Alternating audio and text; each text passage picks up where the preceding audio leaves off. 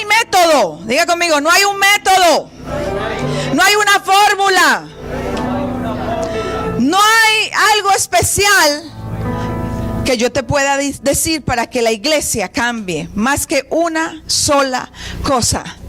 Y yo le dije, ¿cuál es, Señor? Y me dijo, se le ha dicho a muchos de mis siervos, trae mi presencia. Y yo le dije, wow, esa palabra nos la han repetido, ¿cierto, Mauricio? Un montón de veces, trae mi presencia, trae mi presencia, trae mi presencia. Y nos hemos esforzado por traer la presencia. Pero el Señor me muestra una manera diferente. Ayer en la mañana orábamos de una manera tan preciosa que yo sé que el Señor se llevó la lluvia. Porque cuando llegamos a este lugar había tormenta, los árboles se movían, el camión que traía las cosas se estaba moviendo. Y yo les dije a todos los que estábamos aquí, porque habían campeones desde las 6 de la mañana en este lugar, y le dije, pongámonos a orar, vamos a orar. Y el Señor se manifestó en esa oración tan hermoso. Amén, los que estuvieron en la oración de la mañana ayer. Pero fue una presencia tan preciosa que el Señor me trae a la mente algo que escuché de un siervo de Dios que tiene toda la razón. Dios no tiene favoritos, Dios tiene íntimos. Y yo dije, wow. Y esa palabra ha marcado mi vida y ha marcado la vida de Pablo, porque si los que han venido los jueves se dan cuenta que Pablo lo único que nos dice una y otra vez es: traigamos la presencia del Señor a nuestras vidas, a nuestra iglesia, a nuestra casa. Necesitamos la presencia. Pero si tú eres simplemente un favorito, la presencia no va a estar. Pero si tú eres un íntimo con Él, la presencia del Señor va a estar contigo de día y de noche. Dios quiere íntimos. Y hubo un hombre que fue íntimo de Dios, el rey David. Fue un íntimo, dice que su corazón era como el de Dios, pero porque era conectado con Él. Pero aún al rey David se le olvidó por un tiempo que la intimidad de él y del pueblo era necesaria. Y igual que a muchos pastores y a mí, el Señor hoy, el Espíritu Santo, nos está redarguyendo y nos está diciendo: traigan mi presencia. ¿Quieres multitudes? Trae mi presencia. ¿Anhelas hablarle a multitudes? Trae mi presencia. Llénate de mi presencia y yo voy a hacer el resto. El Señor nos da el método y está en Hechos capítulo 15 versículo 16. Ahí se los pusieron si usted no quiere abrir su Biblia, pero me encantaría que lo pudiera subrayar, porque es algo tan importante en nuestra vida. Hablando de la iglesia primitiva, la primera iglesia, en el concilio, primer concilio de la iglesia en Jerusalén, poniéndose de acuerdo en cómo tenían que hacer las cosas. Nos enseñan a la iglesia de hoy, del 2015, cómo se deben hacer las cosas. Y yo sé que usted va a leer el versículo y va a decir: me quedé en las mismas, pero hoy te lo voy a explicar cómo es. Dice: después de esto volveré y reedificaré el tabernáculo de David, que está ¿qué? Caído, y repararé sus ruinas y lo volveré a levantar. Wow, tremenda palabra. ¿Qué sería el tabernáculo caído de David? Yo hoy te quiero enseñar qué era el tabernáculo de David. Hubo dos tabernáculos que el Antiguo Testamento nos habla. Fue uno que construyó Moisés en el desierto, ¿se acuerda de ese? Donde el Señor le dijo: porque mi presencia va a habitar en aquel lugar. Construyeron un tabernáculo, hicieron el lugar, el patio exterior, el lugar santo, y en el lugar santísimo construyeron un arca. Esa arca tenía dos querubines. En medio de esos dos querubines descendía la Shekinah de Dios, descendía la misma presencia de Dios, y hablaba con Moisés y hablaba con Aarón el sacerdote, y ellos le comunicaban al pueblo. Se hacían sacrificios a Dios para perdón de pecados. Esos sacrificios eran para eso. viene el tiempo en que el rey David, mucho tiempo después, empieza a ordenar, digámoslo, la casa. Empieza a ordenar el ejército. Empieza a ordenarse como gobierno. Empieza a juntar cada una de las tribus. Empieza a juntar cada una de las personas que iban a estar con sus soldados, los capitanes, todo aquello. Pero llega un momento en que David dice: falta algo. ¿No será que a ti te pasa lo mismo que a David? A veces dice: Señor, falta algo. El tabernáculo de Moisés en el desierto fue puesto de una manera. El tabernáculo de David fue puesto para otra. Y aunque tenían la misma esencia, buscar la presencia de Dios, le voy a decir cuál era la diferencia. La diferencia es que el tabernáculo de David ya no había sacrificio para perdonar pecado. El tabernáculo de David había sacrificio de alabanza y adoración al Señor. Era una figura de lo que Cristo nos iba a dejar implantado a nosotros, a la iglesia.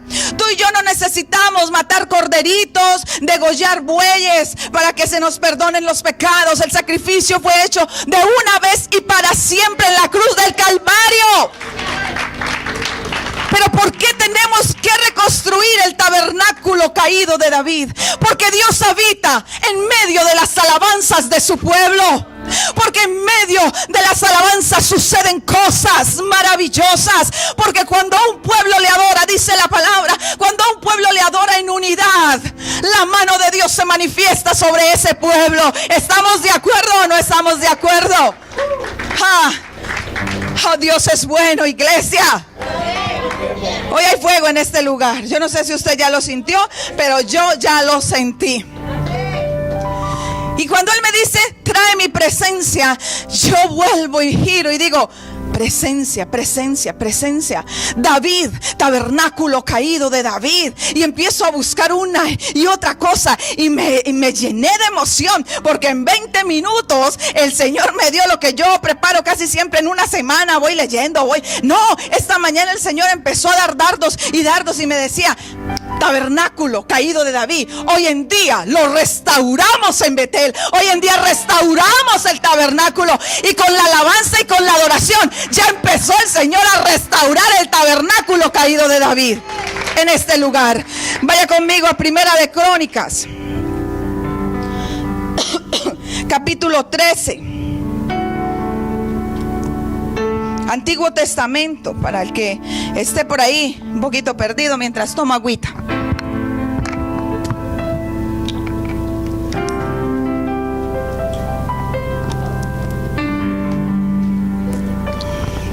Y usted y yo vamos a leer. Esto se encuentra también en el libro de Samuel. Es la historia de cuando David se propone traer la presencia de Dios a Jerusalén. Se propone traer el arca. Mire, David organizó todo. Yo le dije en los capítulos anteriores, él estaba organizando gobierno, él estaba organizando milicia, él estaba organizando todo, y se dio cuenta que faltaba algo. Y mire, vamos a leer. Primera de Crónicas 13 dice: entonces David tomó consejo con los capitanes de millares, de centenas y con todos los jefes. Y dijo David a toda la asamblea de Israel: si os parece bien y si es la voluntad de Jehová nuestro Dios, enviaremos a todas partes por nuestros hermanos que han quedado en todas las tierras de Israel, y por los sacerdotes y levitas que están con ellos en sus ciudades y ejidos, para que se reúnan con nosotros. Hago un paréntesis y le explico esto. Solos podemos tener la presencia del Señor, pero cuando estamos unánimes, cuando nos congregamos, cuando estamos como un pueblo unido adorando a Dios, la presencia de Dios se manifiesta con poder, aún con más poder. Y David lo sabía y por eso le dijo: reúname a todos de los pueblos, tráiganme los sacerdotes y los levitas. Escúchame tú que tienes un llamado y estás aquí sentado, o no lo estás trabajando, o estás pensando en trabajar, o ya lo estás haciendo. Nosotros, los que aceptamos el llamado, somos los llamados a traer la presencia de Dios a los otros débiles de espíritu. Y era lo que estaba haciendo David, llamando a los levitas y a los sacerdotes a que le ayudaran en esto. Lo que Saúl no hizo, David lo hizo. Saúl hizo las veces de sacerdote, el rey anterior. David sabía la ley. David conocía que él no era sacerdote. ¿Ok? Profeta de Dios, rey de Israel, pero no sacerdote. Y necesitaba de los sacerdotes y de los levitas para el trabajo que él quería. Necesitamos de nuestros hermanos. Mira al que está a su lado y dígale: necesito de ti. Amén. Porque no hay cristianos de la secreta, aleluya. Y traigamos versículo 3. Mira, me gusta porque dice: se reúnan con nosotros y traigamos el arca de nuestro Dios a nosotros, porque desde el tiempo de Saúl no hemos hecho caso de ella. Diga conmigo: algo faltaba. ¿Cierto que algo faltaba? Ajá. Como que a alguien le estoy hablando en esta mañana. Algo te falta. Y dijo toda la asamblea que se hiciese así, porque la cosa parecía bien a todo el pueblo. Fíjate que David estaba ocupado organizando, le estoy diciendo desde que empecé. Y dice: wow, fíjate que desde el tiempo de Saúl se nos olvidó el arca. Y acuérdense que en el Antiguo Testamento no es como en el tiempo de hoy. ¿Cuánto le dan gracias a Cristo por ese sacrificio? Porque en el tiempo de hoy el Espíritu Santo y el Espíritu de Jehová está sobre nosotros y en nosotros. En el Antiguo Testamento venía sobre ciertas personas. Se lo dije cuando le hablé de Sansón. Igual David tenía que orar: no apartes de mí tu Santo Espíritu, porque David sintió que el Espíritu se apartó de él. Pero en este tiempo el Espíritu está en nosotros, en todos nosotros. Entonces dice David: me preocupa, vamos a hacerlo. Le dicen: vamos a hacerlo. Siga leyendo conmigo. Entonces, versículo 5: David reunió a todo Israel desde Sior y de Egipto hasta la entrada de Amat, para que trajesen el arca de Dios a Kiriat Jearim. Y subió David con todo Israel a Bala de Kiriat Jearim, que está en Judá, para pasar de allí el arca de Jehová Dios, que mora entre los querubines. A ver, Wilmer, si me buscas una imagen del arca mientras leemos. Sobre la cual su nombre es invocado. Y llevaron el arca de Dios a la casa de Abinadab en un carro nuevo. Diga conmigo: un carro nuevo. Y Usa y Ahío guiaban el carro. Quiero que pare un momentito aquí. Ellos empezaron a buscar la manera de mover la gloria de Dios de un lugar al otro. Eso no tiene otra traducción. Mover esa presencia de Dios, traerla a Jerusalén. Y lo intentaron hacer en sus propias fuerzas. Y el rey, carrito nuevo le hizo al arca. Pero algo se le olvidó a David. Diga conmigo: algo se le olvidó a David. Que Dios no cambia. Que Dios es el mismo de ayer, de hoy y de los siglos. Que Él había dado una ley para transportar el arca donde su presencia estaba. Y esa ley hasta el tiempo de David no había cambiado. Pero le construyeron carro nuevo. ¿A qué punto voy con esto? No le construyas carro nuevo a la presencia de Dios en tu vida, porque te puede pasar lo que vamos a leer a continuación. Porque las cosas de Dios siempre son las mismas. No hay otra manera de buscar la presencia de Dios que en oración al Padre, al Hijo, al Espíritu Santo. No hay otra manera de buscarla si tú no tienes un corazón contrito y humillado a Dios. Dios mira de lejos al altivo, Pero al que tiene un corazón humilde para Él, lo levanta y lo levanta fuertemente. Por eso tú puedes decir, pero ¿por qué el hermano prospera y yo no? ¿Cómo está tu corazón con Dios? ¿Carro nuevo? ¿O forma vieja? Yo prefiero la forma vieja, que me trae bendición. No inventarme maneras de adorar a Dios, porque las maneras de adorar a Dios ya están escritas en la palabra. Tal vez tú dirás, pero hay cántico nuevo. Hay cántico nuevo. Pero cuando tú observas el cántico nuevo, es un espíritu contrito, un espíritu lleno de la presencia de Dios. No dice nada desagradable. Todo lo que aquella persona en cántico nuevo dice, agrada a tus oídos. Dios es bueno. Me gusta porque dice, versículo 8: y David y todo Israel se regocijaban delante de Dios con todas sus fuerzas, con cánticos, con arpas, con salterios, con tamboriles, con címbalos y trompetas. Por eso yo no puedo creer que al día de hoy se predique que no hay alabanza en la iglesia, que no puede haber música movida, que no puede haber danza. Yo no puedo creer eso, porque el tabernáculo caído de David es alabanza y adoración a Dios. ¿Estamos de acuerdo? Pero mire lo que pasa cuando tú inventas cosas para buscar la presencia de Dios.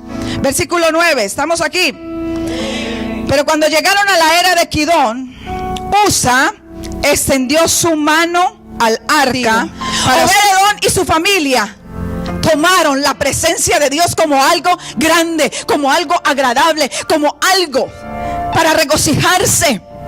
Y el resultado fue bendición. Para hacerle corta la historia, David se va triste y dice, ¿cómo he de traer el arca? David estaba listo.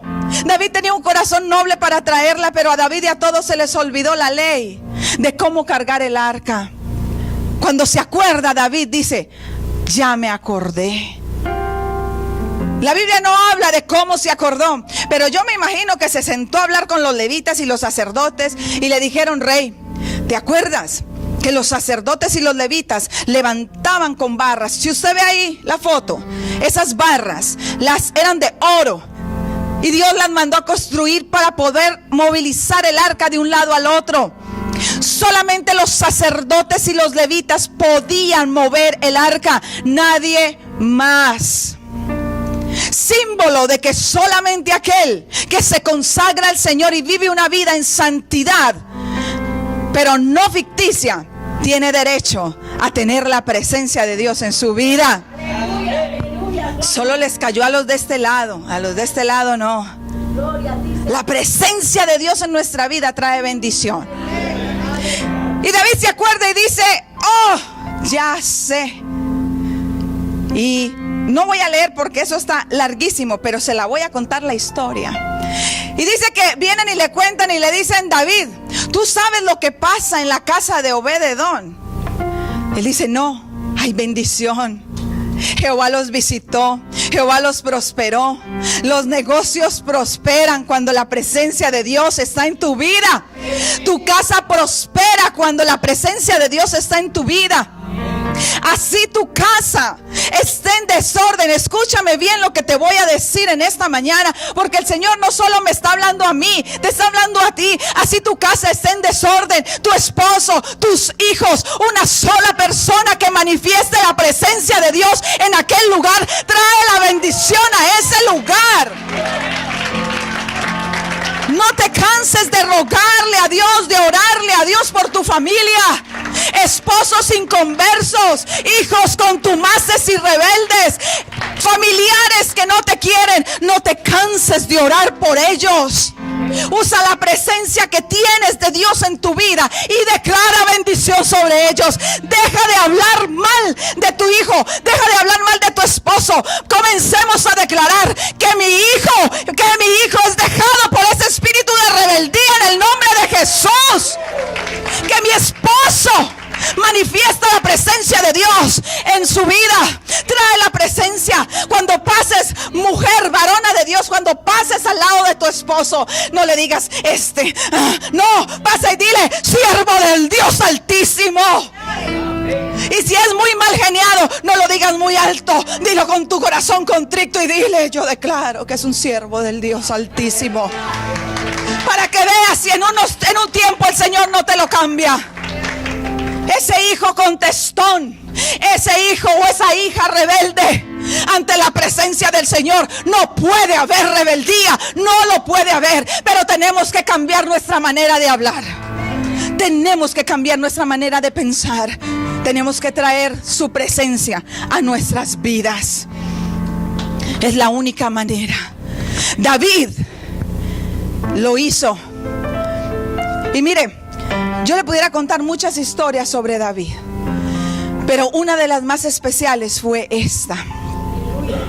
David volvió a juntar al pueblo, volvió a juntar los sacerdotes, volvió a juntar a los levitas. Le dijo a los tañedores, o sea, a los levitas: tóquenme en trompeta, tóquenme en címbalo, tóquenme en todos los instrumentos que había en ese momento. Sacaron todos los cuernos, sacaron los chofares, trompetas, jolgorio, fiesta.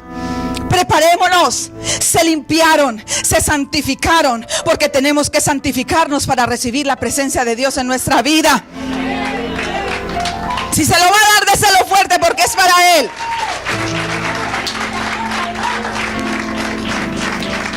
Aplausos a medios para mí, pero poderosos para Él. Mire, David se prepara y dice: ya me acordé.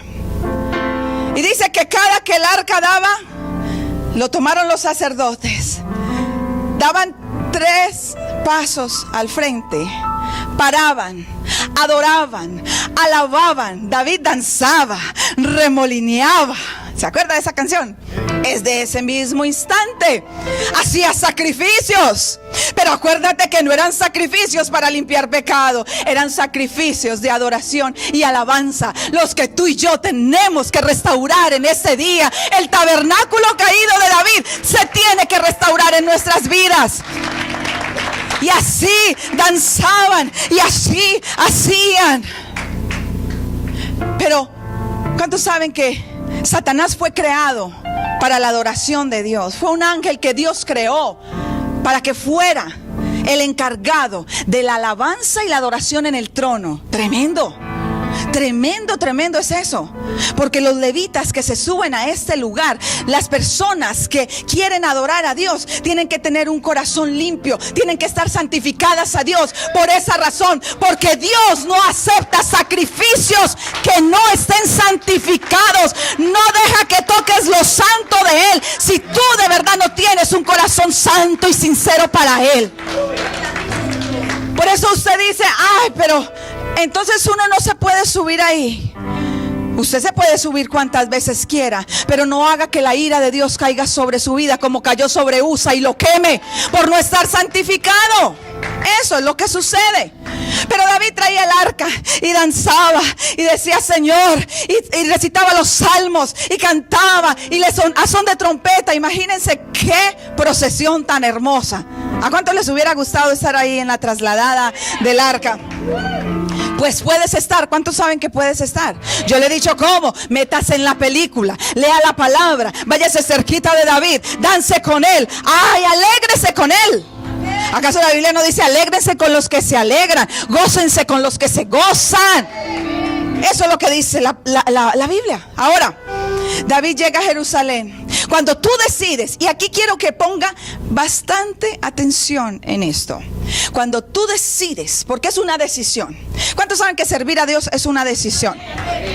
La Biblia dice que esto es de valientes, porque el reino de los cielos sufre violencia, pero solo los violentos. Ay, a mí me gusta esa palabra, porque nos gusta ser violentos para otras cosas. No, violentos para el Señor. Solo los violentos la arrebatamos. Que no te importa lo que dicen de ti, lo que hablan de ti, lo que opinan de ti. Tú vas a servir al Señor con todo tu corazón.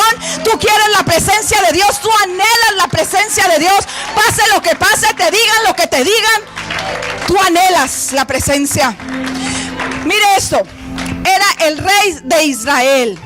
¿Usted cuándo ha visto un rey en la tierra que se humille? No. Al contrario, te pasan la hoja del protocolo. Cuando usted se presente ante el rey, tiene que agacharse 3 veces. Usted tiene que... Te dan el protocolo de cómo entras. Cabeza agachada, no lo mire a los ojos. Eso es de toda la vida. Protocolo humano. Era el rey de Israel. ¿Tú te imaginas cómo la gente lo miraba al rey de Israel derretido en la presencia del Señor? Para mí sería algo maravilloso. Por eso yo me niego, o no me gusta. Y aquí la voy a decir, y ojalá muchos pastores, levitas y servidores de Dios escuchen esta prédica cuando la suba a YouTube, porque me cae gordo cuando un pastor va a llevar la palabra y se esconde, y después de la alabanza sale como si fuera el mero mero, como si fuera la última Coca-Cola del desierto, y no participa en la adoración y en la alabanza. Yo creo que los que llevan 8 años conmigo, 4 años, 5 años, se han dado cuenta que el pastor y yo siempre estamos en la primera banca, participando de la alabanza y de la adoración, porque yo también necesito traer la presencia del Señor a mi vida. No nos creamos más que Dios. Tú y yo necesitamos adorar. Tú y yo necesitamos alabar. Tú y yo necesitamos la presencia de Dios. David, siendo rey, no le importó y empezó a danzar. Señor, remolineo para ti. Dice que perdió la ropa, sus ropas reales. Pero yo pienso que David ya estaba pensando, eso lo piensa su pastora, ok, no lo dice la Biblia, pero cuando yo me meto en la película, yo digo, David esperaba ese momento de entregarse totalmente en adoración al Señor por algo, porque David no llevó sus ropas reales. Si él hubiera querido que lo adoraran o lo honraran como rey, si hubiera ido con su corona, si hubiera ido con sus trajes reales. Dice que David tenía un efod sacerdotal. Pero acuérdense que David no era sacerdote, pero en aquel momento se vistió de ropas de levita, de sacerdote, de servidor de Dios. Y empezó a danzar y empezó a decir, Señor, sacaste mi vida del anonimato, me diste corona y un vestido real. Así eres tú, Jehová, que levantas al sencillo. Imagínese ese rey ahí danzando. Y dice que danzó tanto que perdió la ropa. La Biblia no nos dice si quedó desnudo totalmente, quedó en ropa interior. Cuando eso no había jeans, cuando eso no había calzoncillos, no. Cuando eso, quién sabe cómo era la ropa interior. Pero no nos vamos a ese lugar. Vámonos al lugar de que no le importó. Dice, por causa de él, yo me haré más vil. ¿Usted sabe lo que es vil? Basura, vil, lo bajo. Pero ¿por qué empecé diciéndole que no le importara lo que los demás piensen de usted? Porque Mical, la hija de Saúl, que era su esposa, se la habían dado cuando tuvo una victoria, porque esa era la promesa, se la dieron como esposa. Y él la tenía ahí, entre las otras mujeres que también tenía, santo Señor. Pero Mical salió al encuentro a ver la película. ¿Cuántos saben que los del Espíritu entendemos las cosas del Espíritu? Pero los de la carne nunca van a poder entender lo que tú haces en el Espíritu. No importa si no te entiendes, tú sigue en el Espíritu. Tú sigue buscando la presencia del Señor. Algún día lo van a entender. Mical sale y le dice, se lo voy a parafrasear, muy bonito, danzando con los siervos, con las sirvientas, con el pueblo. Lindo el rey, mostrándole la desnudez al pueblo. Salió la crítica, porque Satanás siempre levanta a alguien que te dice, estás loco, que te dice, ¿cómo vas a creer de esa manera? Que te dice, no es de esa manera. Satanás siempre va a levantar a alguien que venga en contra de cómo tú crees. Pero mira la respuesta que el rey David dio. David la miró. Yo me imagino que David sintió tristeza, porque David no lo estaba haciendo por show. David no estaba haciendo las cosas para que lo miraran, para que lo vieran, para que se gozaran. No, David estaba lleno de la presencia de Dios. Y David la mira y le dice, mira, por causa de él, yo me haré más vil. No me importa lo que tú pienses, no me importa lo que los demás pienses. Por causa de Jehová, yo voy a hacer grandes cosas. Yo voy a hacer grandes cosas. ¿Cuántos podrán decir en esta mañana? No importa, por causa de Él, yo me haré más vil. Por causa de Dios, yo voy a hacer cosas grandes. Yo voy a hacer manifiesta el poder de Dios en mi vida. Y dice la historia que esa que maldijo a David nunca pudo tener hijos por causa de eso, por causa de haber criticado la manera de adoración y de alabanza de David. David trae el arca a Jerusalén, la coloca en un lugar. Y quiero que mire esto.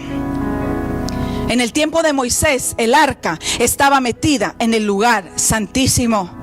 Solo había acceso para ¿quiénes? Los sacerdotes, santificados y limpios.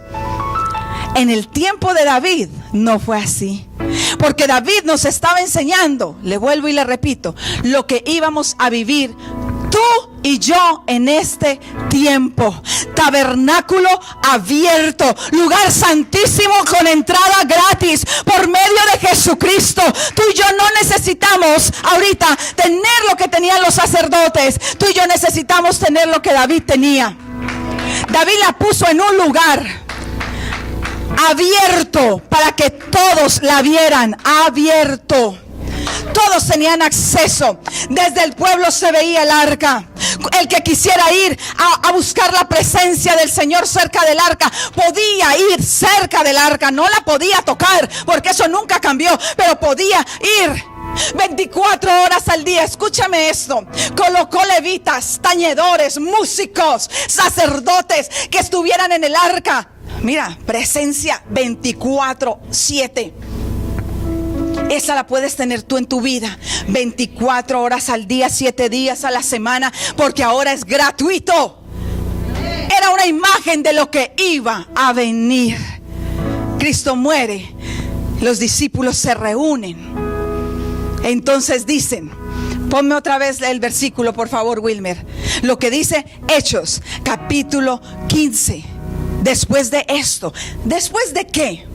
De la muerte, resurrección de Cristo, después de que se cumplió todas las profecías de restauración, todas las profecías de salvación en Cristo Jesús. Ese es después de esto.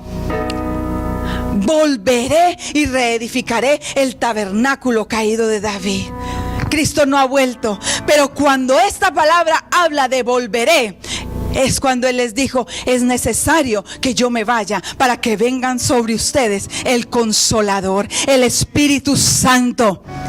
Y dice, y reedificaré el tabernáculo de David que está caído y repararé sus ruinas. Nosotros somos los llamados a reedificar las ruinas antiguas.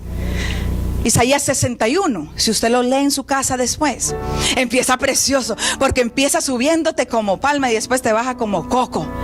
Primero te dice, el Espíritu de Jehová el Señor está sobre ti porque te ungió el Señor. Y ahí cuando uno lee, uno dice, ay, soy un ungido. ¿Cuántos dicen, soy un ungido? Ah, muy poquitos ungidos aquí. Felicitaciones a los ungidos. Somos ungidos. Pero el pedacito que sigue, cuando dice, ¿para qué? Mire, busquémoslo porque el Espíritu Santo quiere que lo leas. Isaías 61, y con eso quiero terminar esta mañana. Isaías 61, 1. Cuando lo tenga me dice amén.